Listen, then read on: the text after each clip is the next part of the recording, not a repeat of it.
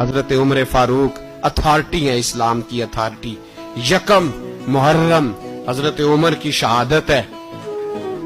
یہودی بول اٹھا, کافر بول اٹھا, اگر 6 مہینے عمر دنیا میں اور رہتے تو دنیا میں کوئی کافر موجود نہ ہوتا. 6 مہینے. اور جب اس بطل جلیل کا جنازہ اٹھا, اللہ بخاری پڑھیے نا, اللہم ارزقنا شہادۃ فی سبیلک, اللہ بسترے کی موت نہ دینا, شہادت کی دینا.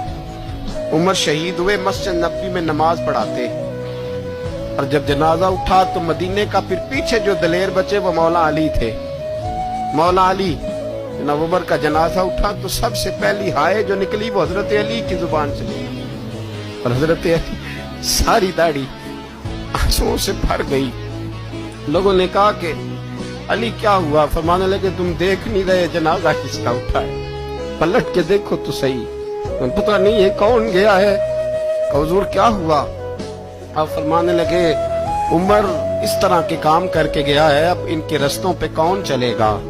کون اس کے جگر راہ وفا میں نقش ایسے چھوڑ آیا ہوں, میں جس منزل سے گزرا ہوں وہ اب تک یاد کرتی ہے. حضرت علی حضرت عمر کے جنازے پہ کھڑے ہو کے کہتے ہیں اللہ مجھے اس طرح کے عمل کرنے کی توفیق دے جس طرح کے عمر کر کے گیا.